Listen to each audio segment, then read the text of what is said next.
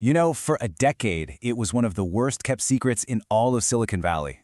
Apple, the company that totally redefined phones, computers, and music, was secretly building a car. But after 10 years and an estimated $10 billion, the project is dead. So what on earth happened? Let's get into the incredible story of Project Titan. Okay, to really get your head around how wild this project was, you have to start right here. Just picture it. It's 2015.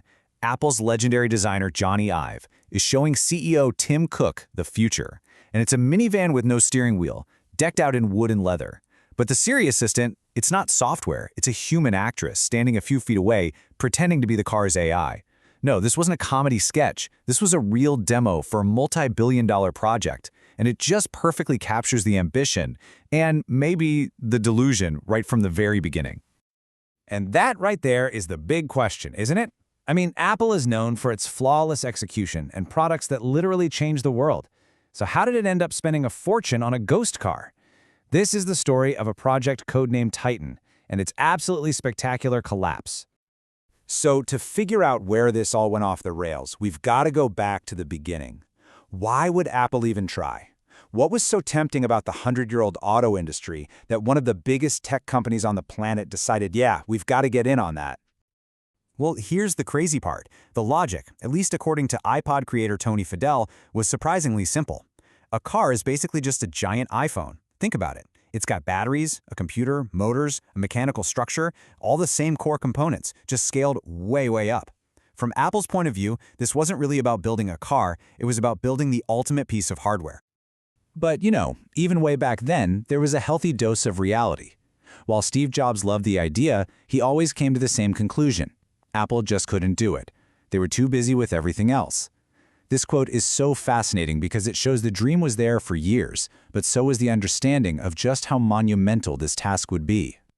So, after Jobs, what made Tim Cook finally pull the trigger?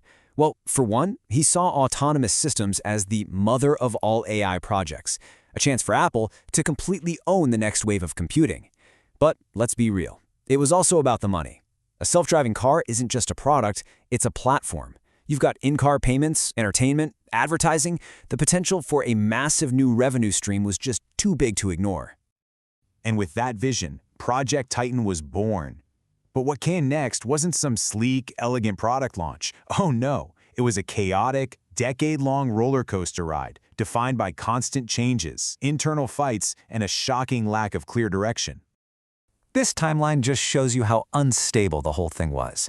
It kicks off in 2015 as a pretty straightforward EV project. A year later, the goal suddenly balloons to a fully autonomous car with no steering wheel. Then, after a test car almost hits a jogger in 2022, they scale it all the way back down again. This wasn't a product roadmap, it was a decade of whiplash. And don't for a second think this was some little side project. At its absolute peak, Project Titan had 5,000 employees. To put that in perspective, that's more people than work at many established car companies, all working on a single product that didn't even exist yet. And this just shows you how serious they were. They weren't just tinkering in a lab somewhere. Nope, Apple was out on the roads of California with a massive fleet of test vehicles, a bigger fleet than some of the most established players in the self-driving game. They were all in. But behind the scenes? Oh, it was a total mess. There was a revolving door of executives. They had to buy a startup just to try and catch up on the tech. They even had employees arrested for stealing trade secrets. Crucially, really key leaders inside Apple, like software chief Craig Federighi, were deeply skeptical. The project was becoming an internal punchline. So, with all that chaos in the background, it's probably no surprise that in early 2024, they finally killed the project. But why exactly? What were the core reasons that finally brought this $10 billion dream crashing down to earth? You know, when you really boil it all down, it comes down to three big things. First, the tech itself was just way too hard. True, level 5 autonomy, a car that can drive itself anywhere, anytime, with zero human help, is still basically science fiction. Second, all that chaotic leadership we just talked about. And third, the final nail in the coffin, a massive strategic shift happening inside Apple. And here it is, February 2024, the plug gets pulled. And in a really telling move, many of the project's most talented engineers weren't let go. They were immediately moved over to Apple's artificial intelligence division. The race for the car was over. The race for AI dominance was now priority number one. So a 10-year, $10 billion failure. Seems like a pretty open and shut case, right? Well, maybe not. What if that's not the whole story? What if, out of the ashes of Project Titan, Apple actually managed to pull off something incredible? Let's just talk about that price tag. $10 billion. That is more than the GDP of some countries, all poured into a project that produced nothing. Or did it? Now look at this number, 98%. What could that possibly be? Well, that is the percentage of new cars sold in the United States today that are compatible with Apple CarPlay. And this is the wild twist in the story. While Apple was struggling to build a physical car, it was also, at the same time, successfully embedding its software into nearly every car being made. They failed to build the hardware, but they absolutely conquered the user interface, the digital soul of the modern car. It's kind of like a Trojan horse strategy.